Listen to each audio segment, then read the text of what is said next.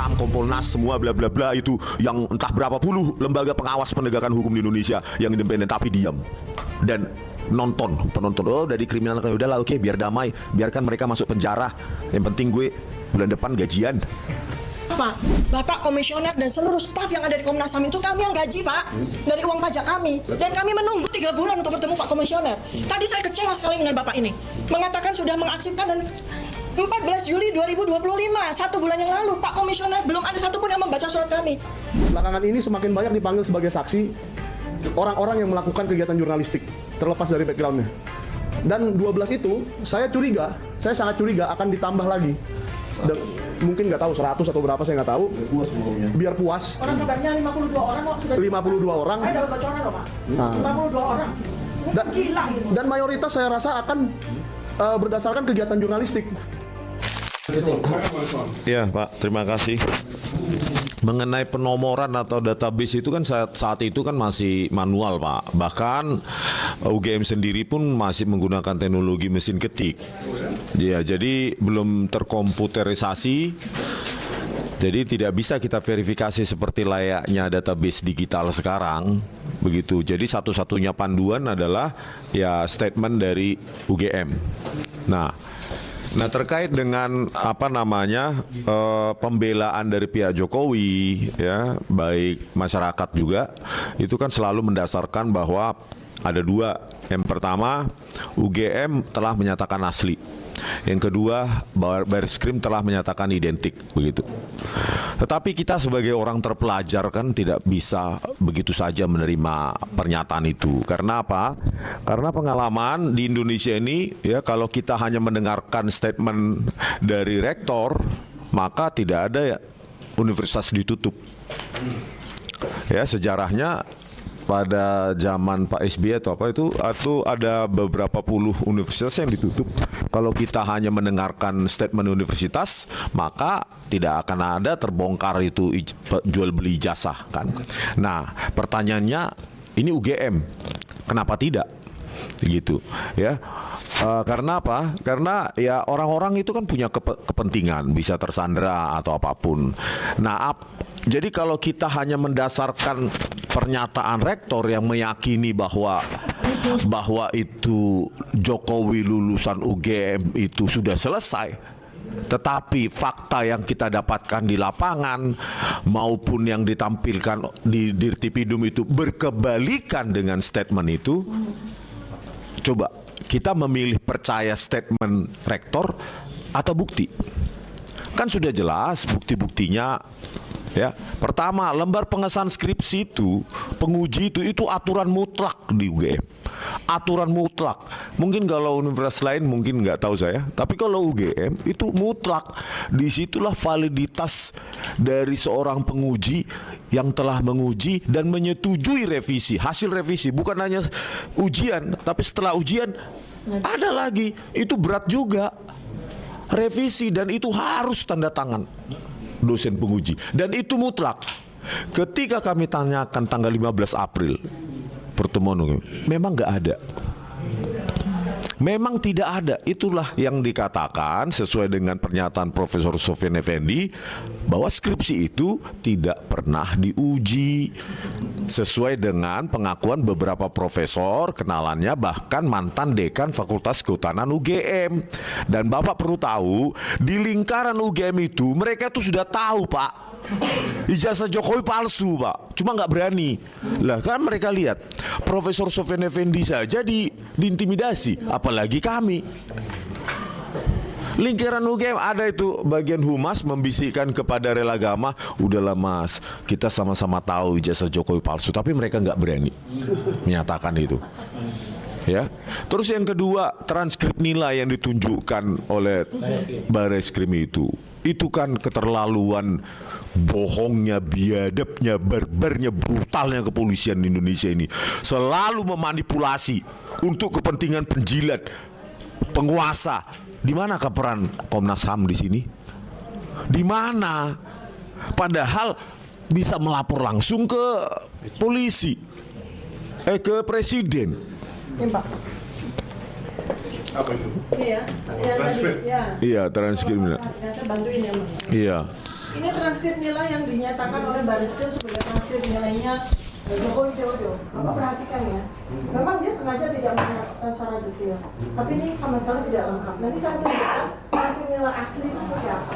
Jadi ini ya, kosong mata kuliah pilihan. Lalu dekan, ini apa nilai-nilainya tulisan tangan Pak kalau di zoom. Kemudian di sini dekan harusnya tanda tangan, pembantu dekan satu harus tanda tangan, ada cap UGM nggak ada. Dan kemudian berikutnya ini yang asli Pak. Ini asli. Transkripnya Jokowi. Bukan. Punya orang lain. Jokowi nggak punya transkrip nilai, Pak. Berarti kan kalau Baris Krim itu berani menunjukkan transkrip ini, berarti Jokowi nggak punya transkrip nilai lain. Ini transkrip nilai yang sama-sama lulus tahun 85 Pak. Coba perhatikan. Jadi pada masa itu kan belum ada printer ya. Semua pakai mesin ketik, diketik dengan rapi. Kemudian yang tadi nggak ada nih, kolom nggak ada nih mata kuliah pilihan. Jokowi nggak pernah mengambil mata kuliah pilihan, artinya dia nggak mungkin lulus. Di sini mata kuliah pilihan jelas.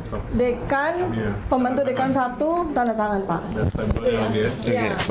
Nah itu lembar lembar transkrip akademik itu kan mutlak. Saya kira bukan hanya di UGM, di universitas yang baru lahir aja transkrip nilai ya harus ada dekan, pembantu dekan yang menandatangani dan memberikan stempel. Jadi dari dua hal tersebut saja pun sudahlah. Ya, harusnya Komnas HAM menjembatani bagaimana kita ini bisa RDP. Ya, rapat dengar pendapat ke DPR atau langsung bertemu dengan Prabowo Subianto sebagai presiden. Jangan sampai ini penegakan hukum ini berpihak justru kepada penipu, kepada pemalsu ijazah yang dipakai sebagai untuk presiden.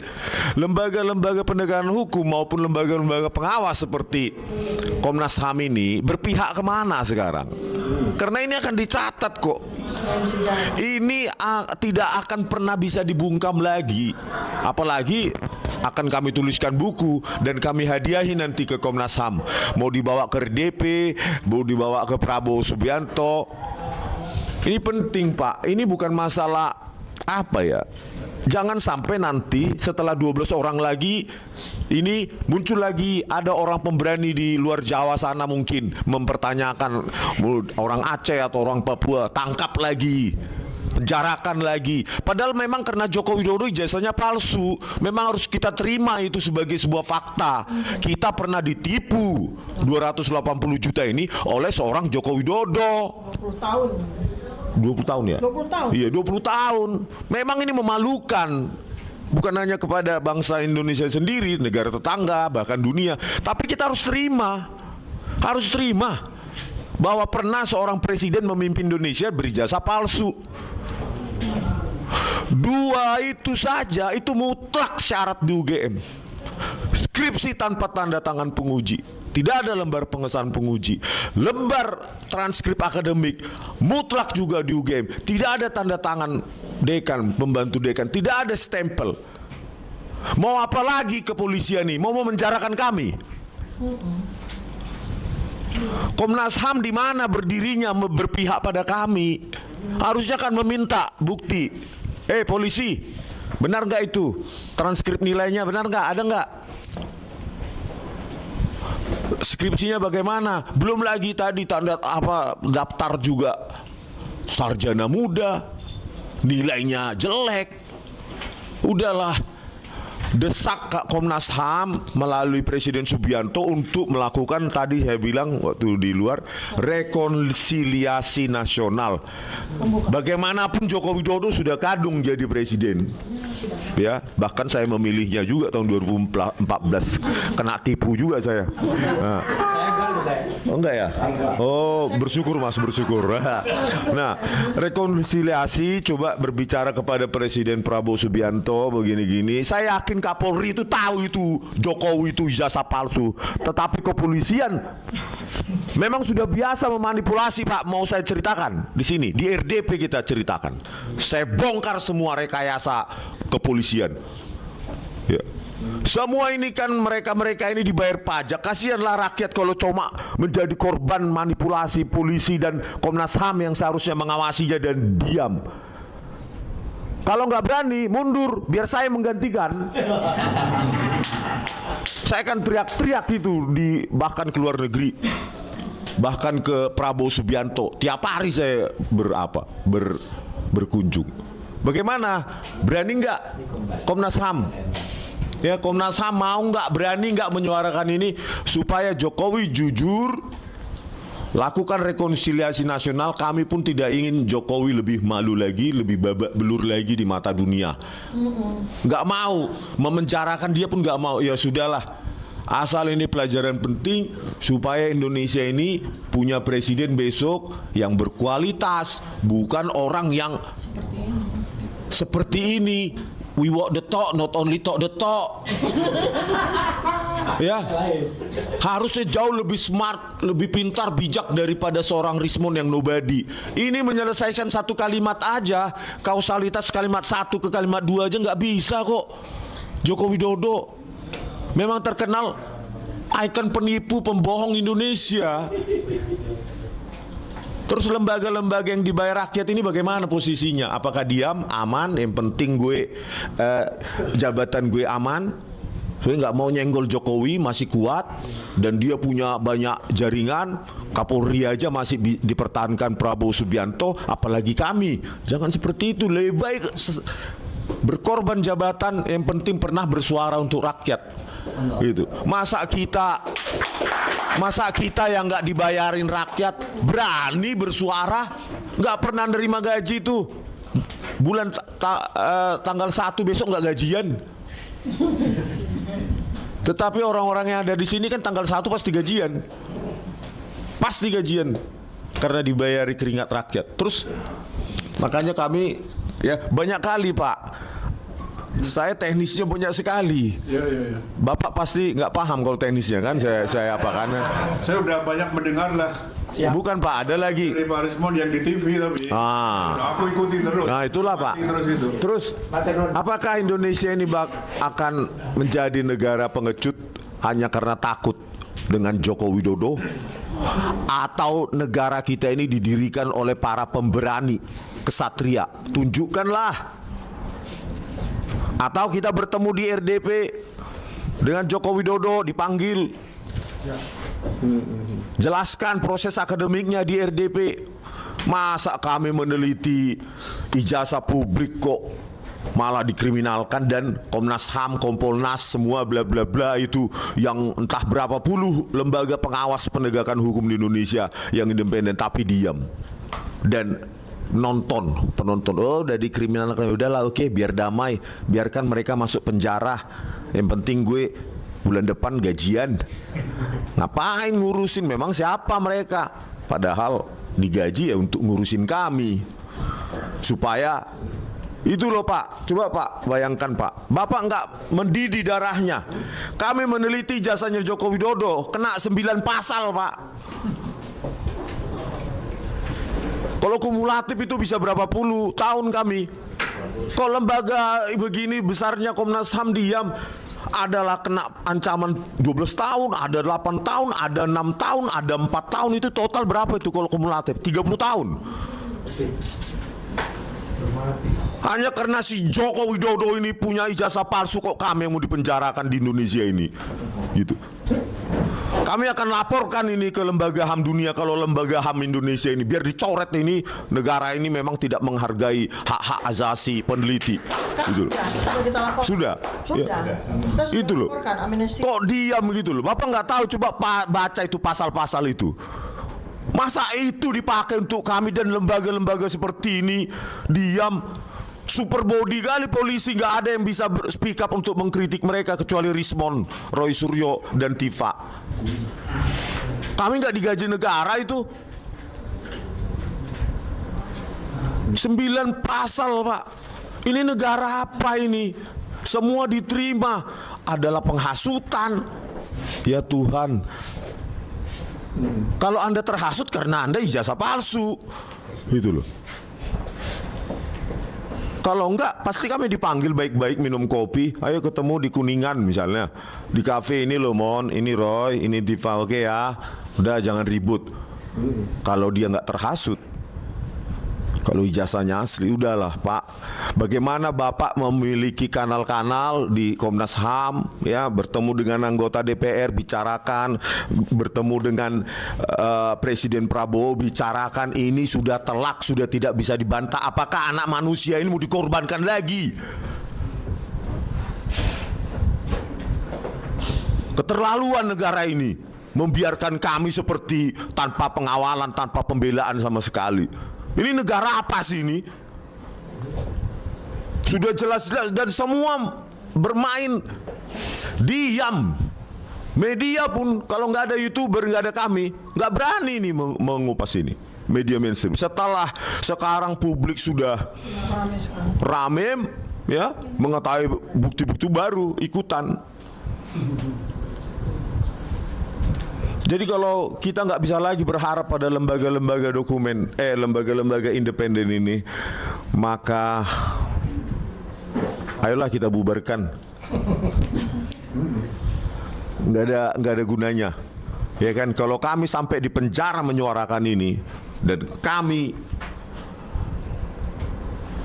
dari buku itu, generasi ke depan akan melihat betapa bobroknya penegakan hukum.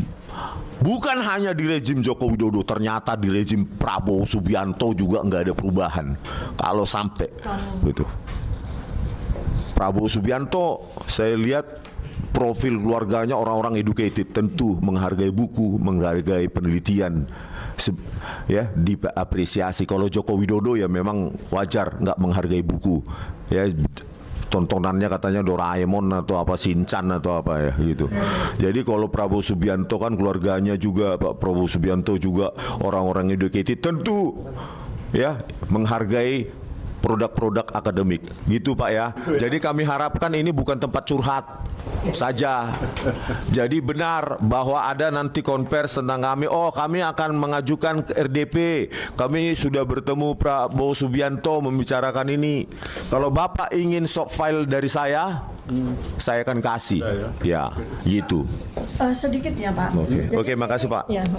Ini kan 2 kali Pak kami bertemu di Komnas HAM ini ya. Jadi 3 bulan yang lalu kami juga pernah ke sini. Kemudian diterima oleh staf-staf saja, analis ya. Itu pada saat itu awal itu baru laporan polisinya Joko Widodo. Kenapa kami mengadu ke sini? Karena kami mendapatkan teror, intimidasi, bahkan sampai keluarga kami. Itu yang kami laporkan. Ya, Pak Rismon, mobil keluarga dihancurkan, saya, anak-anak saya diteror sampai ke kos, diancam oleh juru tikam.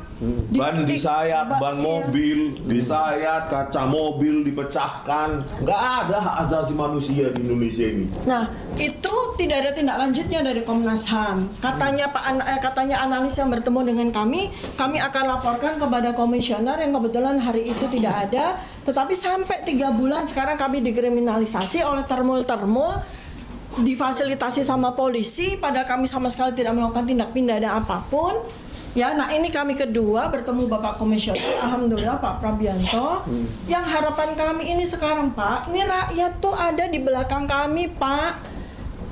Riset bukan cuma sekedar survei lembaga, riset algoritma menyatakan 93% rakyat percaya ijazah Jokowi palsu.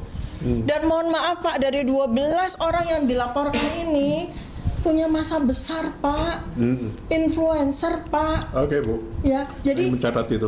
Jadi saya mohon sekali ini yang saya mohon Pak, Komnas HAM bicara dengan Pak Presiden.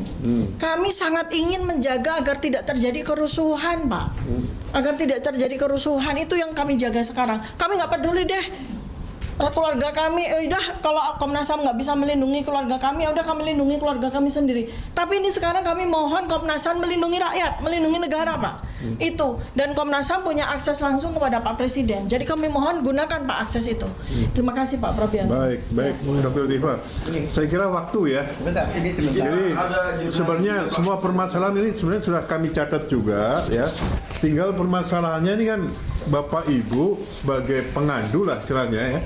di SOP kami itu sebenarnya menghendaki supaya ada kelengkapan persyaratan pengaduan. Kami mana? Hah? Sudah? Gimana? Sudah ke saya, Pak. Sudah ada semua? Oh, sudah. Ternyata sudah ada, oke. Sebentar, saya Ya. nggak melihat ada di meja ini kan baru saya beri tadi. Kayaknya nggak ada ya. Yang ini, yang surat kuasa. Surat dari kami. Ini. Ya surat dari kami. Surat dari Bapak itu yang ini nih. Nggak, bukan itu. Bukan. Nah, berarti nggak ada, itu dari saya. Pak. Boleh? Kemana surat itu? Saya bingung juga. Ya, saya. Yang lama, Pak. Yang berkas Surat dulu. ini aslinya. Nggak Ini. sampai ke Pak Ketua kayaknya. Belum. Nanti nggak sampai. Bukan begini, Bapak. Ya, Coba silakan. kami sampaikan sedikit, Silakan. Bapak, mekanisme penerimaan pengaduan di kita. Jadi setelah berkas Bapak Ibu diterima, itu kemudian berkasnya disalin, ya, didigitalisasi, disimpan di arsip, berkasnya kemudian dilimpahkan ke kami di bagian pemantauan. Nah, saya sudah buka minggu lalu di sistem sudah ada. Jadi berkasnya itu secara digital saya peroleh. Ada. Nah, yang kedua saya menanggapi Nggak, maksudnya sedikit. ada dokumennya. Ada. Ada, berarti ada. Ada. Ada. Yang kedua, yang dari Yang kedua, Yang kedua, yang ini, yang kayak gini. Yang ini. Ini kapan diberikan, Bro? Itu tanggal. ada tanggalnya. Ya, nggak ada tanggalnya. Soalnya begini Pak, di Ada tanggalnya, Pak. Ini nggak ada tanggalnya nih. di balik enggak di paling akhir Pak tanda tangan. Tidak ada. Nggak, artinya tanda terimanya juga nggak ada kan? Kapan Ada diterima? tanda terimanya. Oh, ada. Kalau ada pasti ada, Pak. Ada, Pak. Nggak artinya kan seharusnya ada di meja Bapak ini untuk kita bahas kan. Seharusnya. Saya sudah sampaikan ke Bapak, dokumennya sudah diarsip. Saya sudah dapat salinannya di sistem. Tinggal saya buka aja. Ya, tinggal Iya, kita Artinya kerjakan sudah di dulu. saya. Maksudnya belum disampaikan komisioner.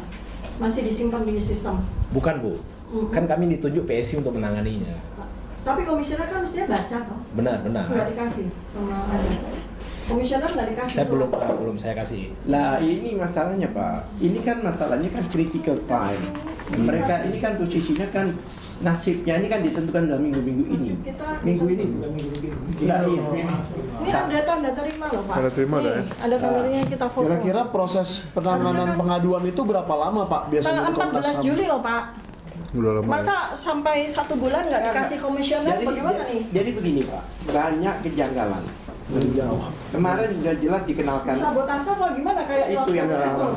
Ombudsman disabotase. Kompolnas, itu pun baru ada kami baru kopikan. Dari awal katakan nggak terima ya, hampir tadi setengah jam kami itu. Baik, jadi gini, Kami, Pak. sebentar. Pak Kaltiri, saya tengahin dulu. Artinya ini kan sudah dalam sistem, ya kebetulan waktu itu mungkin tidak langsung diterima oleh komisioner. Jadi atensinya kayaknya masih belum belum maksimal memberikan atensi atas aduan bapak-bapak Iya, iya. ya. Untuk itu hari ini kebetulan saya yang menerima, Siap. ya. Saya akan memberikan atensi dan saya akan bicarakan dengan komisioner lain. Karena di Komnas HAM itu mekanismenya adalah kolektif kolegial, Iya. ya. Jadi nanti saya akan pertanyakan kasus ini, kemudian kita akan tentukan langkah-langkah apa yang harus kita lakukan atas dasar aduan ini, kan gitu ya. Ya. Jadi beruntunglah Bapak Ibu sekarang ketemu saya, sehingga artinya saya akan bisa memberikan atensi dan akan koordinasikan dengan komisioner yang lain, ya itu.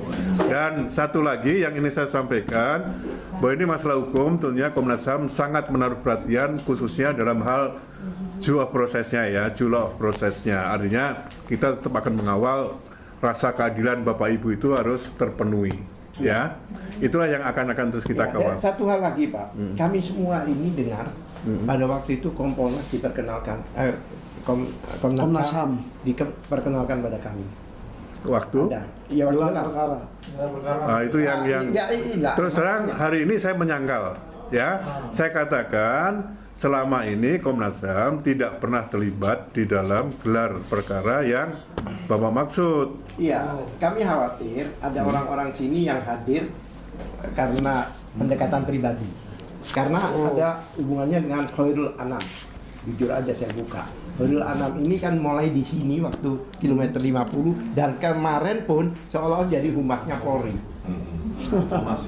Dan itu tidak dihadirkan waktu kita ada. Nah ini, nah mungkin temannya yang di sini diajak atau apa, tapi diperkenalkan. diperkenalkan Komnas HAM. Dan dia seperti jubil ya, mengatakan Ya ini sepanjang sebuah yang ada dalam catatan kami sih belum pernah kita dilibatkan Yang ya. perlu dicek Pak, perlu dicek sehingga kami tahu Nggak ada kan? siapa yang Nggak ada tidak undangannya benar. juga. Kalau emang gitu kami minta pertanggungjawaban dari Barreskrim. Kenapa harus ada kebohongan Ya, di silakan. wilayah yang mulia itu? Itu sumbernya dari siapa kan? Ditanyakan Tanyakan identitasnya aja. siapa begitu. Iya. Oh iya, kita nggak ngerti. Besok kita ke Barreskrim kalau perlu. Iya, tanyakan aja. Wartawan kita rame-rame. Kebenaran. Agak aneh juga sih Pak ya, ini Apa? Komnas HAM ya. Waktu gelar perkara ADP, Iya. yang satu orang Itu resmi, itu resmi diundang kita hadir. Sementara isu nasional ini Pak ya, Tidak diundang. melibatkan 12 orang yang akan dipenjarakan bertahun-tahun, nasib orang itu Komnas HAM menyatakan tidak dihadirkan, itu aneh sekali ya. Ya, Ibu pertanyakan aja ke penyidiknya nanti. Enggak, maksudnya aneh sekali Pak. Iya. Ya, maksudnya kita nggak menuduh orang ini peristiwanya ini. Tapi ada satu ya Pak. Kami ini Pak yang datang gelar kita ini. Tapi Deret ini datang gelar. Dan kami sebenarnya mendengarkan. Komnas HAM diperkenalkan. Diperkenalkan Pak. Gitu loh. Saya ingat Nah ini sekali. kebohongan-kebohongan seperti ini adalah satu dosa-dosa yang perlu kita tambahkan. Kebohongan mereka. Pak, perlu 2 menit Pak. Ini kan kena juga. jurnalis Pak, media. Dari jurnalis, Pak. Jurnalis kena Pak. Jadi izin saya singkat aja. Pada awalnya kan waktu masih penyelidikan, para peneliti ini yang terhormat yang dijadikan terlapor, Pak. Ya. Tetapi tiba-tiba saat SPDP-nya keluar sekitar 2 minggu yang lalu, tiba-tiba bertambah 4 nama jurnalis disebutkan di paling bawah. Salah satunya saya dan Bang Ian, salah satunya juga. Jadi di SPDP itu mungkin tadi dikasih ya Pak. Di SPDP itu ada 4 nama Yang dimaksud SPDP yang Barreskrim atau yang PMJ? di Polda Metro Jaya. Ada yang belum dapat kita. Yang Ya. Bapak kasihkan kan yang Barreskrim. Betul. Jadi Izin kita Pak. nggak tahu siapa-siapa orang yang ditersangkakan di situ. Ini bisa dikopikan aja Pak. Saya nggak punya. Ya. Mohon izin empat nama terakhir di sini 4 nanti di copy aja Pak ya. Iya. 4 nama terakhir yang terbawah di situ adalah jurnalis. Artinya begini Pak, dari Undang-Undang Pers nomor 4099, Kopikan. seorang jurnalis itu teridentifikasi dari kegiatannya. Bahwa kegiatannya itu adalah kegiatan jurnalistik, mewawancara dan memperoleh informasi, Iya. investigasi dan seterusnya. Jadi selama saya diperiksa di penyelidikan, saya selalu ditanyai identitas wartawan. Karena saya tidak mempunyai kewajiban untuk memberikan itu ke penyelidik, sehingga saya bilang saya punya, tapi saya tidak mau itu disita oleh Anda. Tidak perlu saya copy atau saya berikan kepada Anda. Nah, mereka mungkin menarasikan segala macam sehingga saya disebut podcaster. Itu terserah. Tapi saya sudah punya identitas Dewan Pers sebagai wartawan utama sejak 2017. Tetapi menurut saya itu tidak menegasikan juga kawan-kawan ini yang tidak punya identitas Dewan Pers. Saya tidak tahu siapa yang punya atau siapa yang tidak. Tetapi kegiatan mereka hari ini pun adalah kegiatan jurnalistik. Dan itu harus ditekankan oleh Komnas HAM bahwa masyarakat rakyat tidak boleh takut melakukan kegiatan jurnalistik. Dan belakangan ini Polda Metro Jaya memberikan narasi bahwa mereka sudah memanggil atau memeriksa 1 orang ahli dari Dewan Pers yang sampai sekarang kita tidak tahu namanya, dan dia sudah memberikan keterangan untuk silahkan memproses siapapun yang memberitakan ini secara hukum. Kira-kira seperti itu narasi yang disebarkan di media-media, dan menurut saya ini kekacauan, akan membuat kekacauan di masyarakat. Padahal kita bisa melihat ada podcast-podcast ataupun channel-channel YouTube lain yang dengan enaknya menghina Pak Rismon, Dr. Tifa dan Pak Roy dan saya dan siapapun yang ada di sini. Tapi kami tidak ingin turun derajat menjadi seperti mereka ya. Seperti orang-orang seperti, mohon maaf, Pak Joko Widodo ini sebenarnya sudah menurunkan derajatnya menurut saya dengan melaporkan orang-orang yang hanya selevel kami. Silakanlah melaporkan sesama mantan presiden atau presiden negara lain supaya sesama derajatnya dia gitu kan kira-kira. Nah, tapi kalau melaporkan Michael Sinaga itu saya rasa ya sudah turun sekali derajat beliau. Ini pendapat pribadi ya. Nah, saya lihat Dewan Pers juga hampir sama kelakuannya dengan Komnas HAM. Artinya saya sudah membuat pengaduan sekitar 2 bulan 3 bulan yang lalu dan sampai sekarang suratnya tidak ada balasan. Atau mungkin ya ditaruh di sistem atau ditaruh di mana, saya nggak tahu lah. Itu masing-masing lembaga punya sistem sendiri. Dan saya harap Komnas HAM ini juga tidak diperalat seperti Dewan Pers, yaitu dibilang sudah ada ahlinya yang diperiksa oleh polisi dan memberi legitimasi bahwa silahkan diproses hukum. Kami tidak mau tahu lagi. Kira-kira kan seperti itu narasi yang muncul di publik. Jadi saya lihat Pak, Komnas HAM juga harus bertindak soal kebebasan pers dan kebebasan kegiatan jurnalistik. Kegiatan jurnalistik itu tidak hanya dilakukan oleh wartawan saja, tidak dilakukan oleh perusahaan pers saja, tapi sekarang contohnya Pak Jokowi sendiri waktu itu bikin pengaduan kok, aplikasi pengaduan di mana ada got mampet, di mana ada jalan rusak, itu kan jurnalistik. Jadi dia sendiri sudah melanggar konsep di pikirannya sendiri. Saya juga bingung bagaimana ada seseorang yang bisa melakukan hal itu. Dan saya lihat belakangan ini semakin banyak dipanggil sebagai saksi orang-orang yang melakukan kegiatan jurnalistik terlepas dari backgroundnya. Dan 12 itu saya sangat curiga akan ditambah lagi. Dan mungkin nggak tahu 100 atau berapa, saya nggak tahu. Biar puas. Orang kabarnya 52 orang kok sudah 52 orang. Saya dapat bocoran loh Pak. 52 orang. Ini gila ini. Dan mayoritas saya rasa akan berdasarkan kegiatan jurnalistik. Entah itu judulnya podcast, entah itu judulnya live seperti ini. Kita nggak tahu siapa yang di ruangan ini yang sebenarnya sudah ada di daftarnya Polri yang 52 itu, bukan nakut-nakutin ya. Tetapi apakah Komnas HAM akan tinggal diam? Suka-suka mereka, mau 100, mau 1000, mau 50.000 orang nanti di... Jangan-jangan semua orang yang komen di channel saya dan membela Pak Roy dan Pak Rismon dan Dr. Tifa ditersangkakan nanti. Mau sepenuh apa penjara kita, Pak? Kira-kira begitu dari saya. Tolong Komnas HAM juga buka mata, buka suara, pedulilah kepada masyarakat karena inilah saatnya Komnas HAM berperan. Ini momennya, Pak. Baik.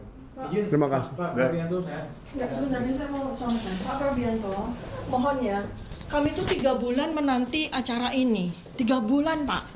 3 bulan, Pak. Dan mohon maaf, Pak, Bapak Komisioner dan seluruh staf yang ada di Komnas HAM itu kami yang gaji, Pak, dari uang pajak kami. Dan kami menunggu 3 bulan untuk bertemu Pak Komisioner. Tadi saya kecewa sekali dengan Bapak ini, mengatakan sudah mengarsipkan dan 14 Juli 2025, 1 bulan yang lalu, Pak Komisioner belum ada satupun yang membaca surat kami. Ini keterlaluan. Kami sebagai orang yang menggaji bapak-bapak semuanya, menggaji orang segedung ini, kami protes. Karena itu mohon Bapak sabar.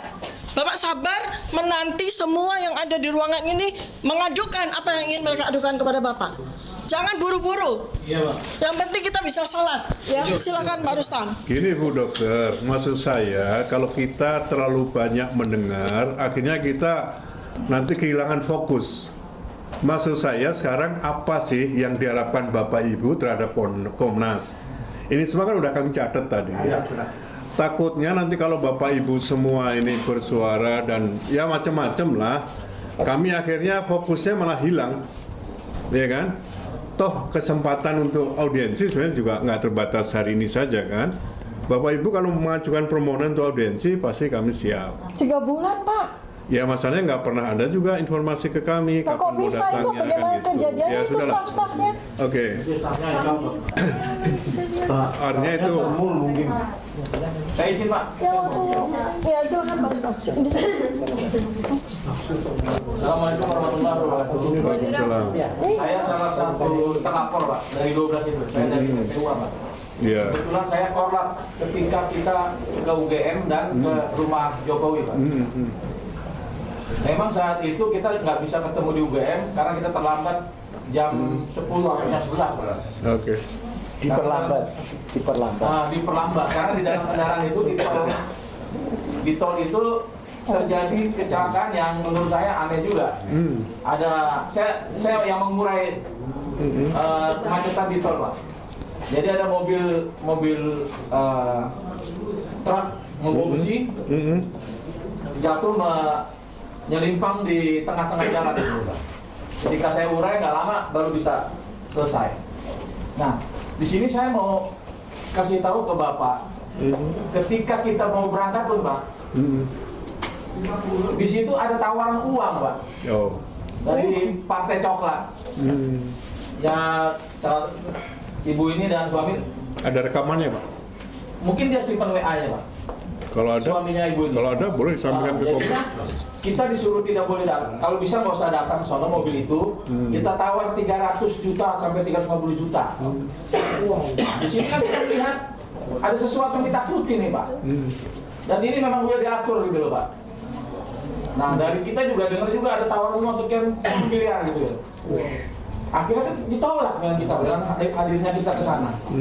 Di sini saya minta Komnas HAM juga melihat dari sisi itu. Berarti Jokowi ini udah mengarahkan semua institusinya gitu loh, Pak, untuk supaya ijazah ini tidak terbongkar. Iya.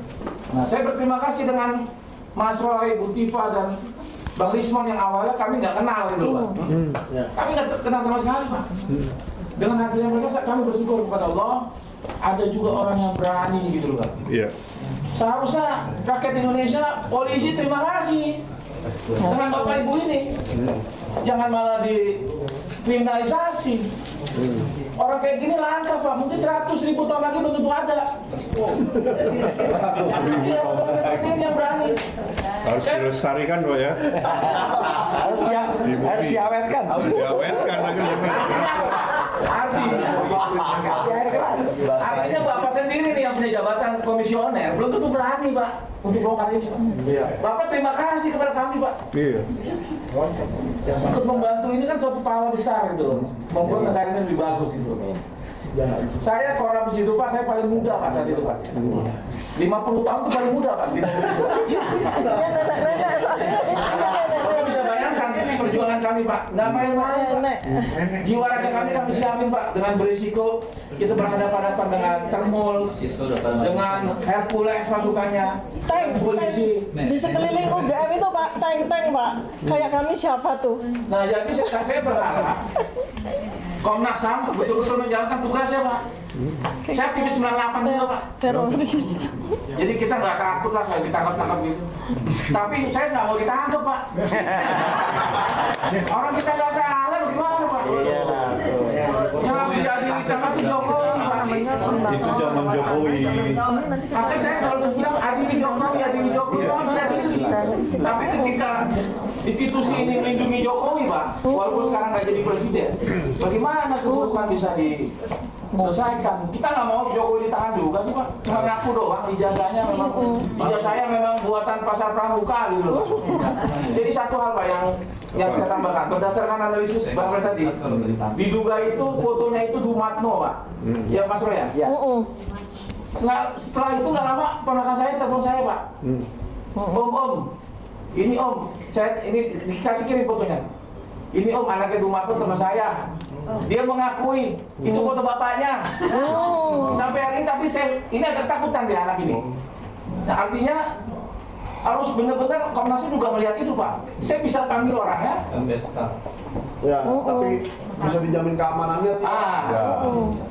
Orang yang Terus juga informasi yang saya dapat, Pak, ada kawan saya juga bilang kalau ijazah itu yang buat itu diduga, ya kalau saya bilangnya diduga dulu nih, tapi mereka dia sih nggak bilang diduga. Eko Sulistyo, KPUD Solo. bikinnya di Pasar Pramuka.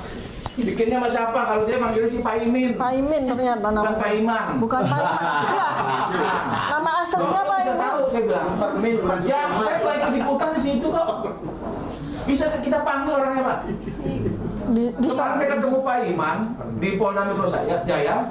Saya bilang, izin Bang Pak Iman, saya bilang, saya mau ngomong nih. Saya dapat informasi A1 bahwasanya ijazah itu yang bikin Eko Sulistyo. Kalau Pak Iman nggak percaya, kita cari orangnya. Mukanya merah, Pak, gelisah, Pak.